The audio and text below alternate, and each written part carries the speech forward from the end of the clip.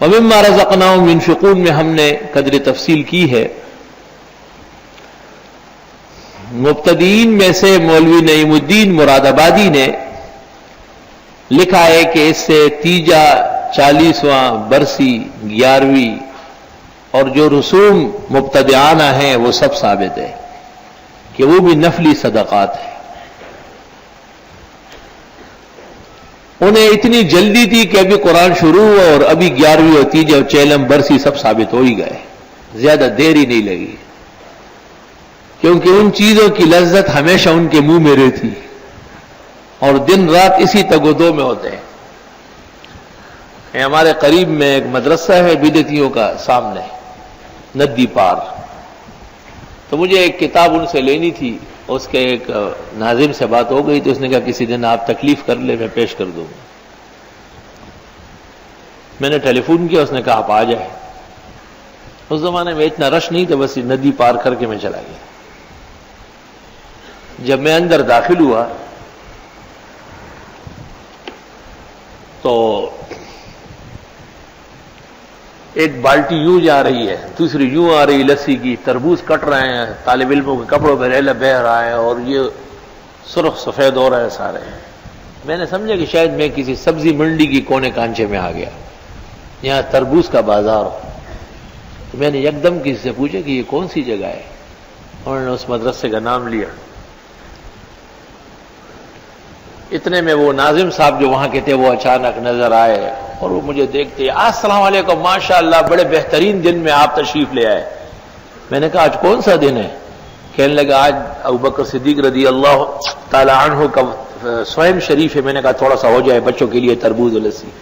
باہر دنیا کو پتہ ہی نہیں ہے اور اندر ابوبکر صدیق کا تیجا ہو رہا ہے، جیسے پرسوں ان کا انتقال ہوا. اختلاف دو باتوں میں نہیں ہے، اللہ کے نام پر خرچ کرنے میں متفقون علیہ مسئلہ ہے، اور نفلی خیرات اور صدقات میں کوئی اختلاف نہیں. یہ دونوں مسائل بالتفصیل بیان ہوئے اور پوری امت نے بیان فرمائے. اختلاف ان رسوم میں ہے جن کو ایک فرقے کے ہاں عبادات سمجھا جاتا ہے اور پوری امت محمدیہ میں اس کا ثبوت نہیں ہے. تیجا اور چیلم برسویں یا 11ویں اور 10واں 20واں جو مبتدئین کے ہاں ایصال ثواب کے بہانے کیے جاتے ہیں، ان کے انفاق یا نفلی صدقہ ہونا یہ متفق علیہ ہے. اس میں اگر خرابی آئی ہے تو وہ تعین ما لا یتعین سے، ایک ایسا دن متعین کرنا جس کو شریعت نے اس کام کے لیے متعین نہیں کیا. یہ تو ایک آسان سوال ہے کہ اگر آپ ان سے پوچھیں کہ بھئی ایک مردے کے لیے خیرات کا فائدہ تیسرے دن زیادہ ہے یا پہلے دن زیادہ ہے، تو ایک معصوم بچہ پرائمری پڑھتا ہوا وہ بھی کہے گا کہ پہلے دن زیادہ ہے، تو تیسرے دن کا انتظار کیوں ہے؟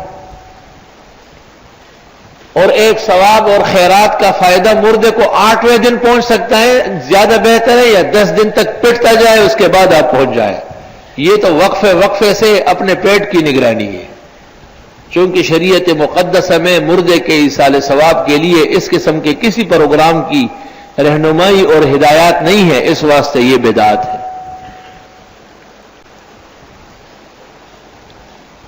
یہ اختلاف دیوبندی اور بریلوی کا نہیں ہے، یہ اختلاف سنی اور بدعتی کا ہے. چونکہ ہم متبعین ہیں، ہمارا مطالبہ یہی ہے کہ اس پر دلیل خیر القرون سے پیش کریں، اور وہ مبتدعین ہیں وہ اس دلیل سے آزاد ہے.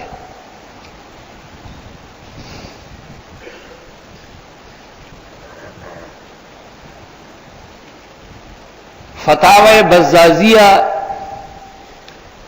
جلال الدین بزازی کا معتبر فتاوی ہے اہل سنت والجماعت کا، دیوبند اور بریلوی کے وجود میں آنے سے سینکڑوں سال پہلے لکھا گیا ہے، جو آج کل فتاوی ہندیہ کے 3 جلدوں پر شائع ہے.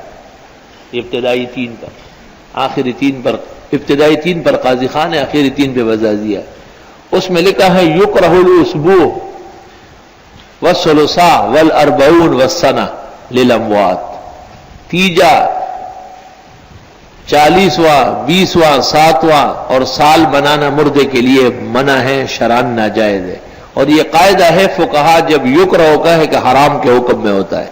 فتاوی عالمگیری جلد 5 قال محمد کل مکروہ عندنا حرام. تو مولوی نعیم الدین صاحب مراد آبادی نے تیجا اور چیلم اور برسی کو قرآن شریف میں داخل کرتے وقت وَمِمَّا رَزَقْنَاهُمْ يُنْفِقُونَ میں یہ نہیں سوچا کہ یہ صرف علماء دیوبند سے نہیں 1400 سال کے اہل سنت والجماعت سے اختلاف ہے، اور انہوں نے ہمیشہ ان چیزوں کا رد کیا ہے.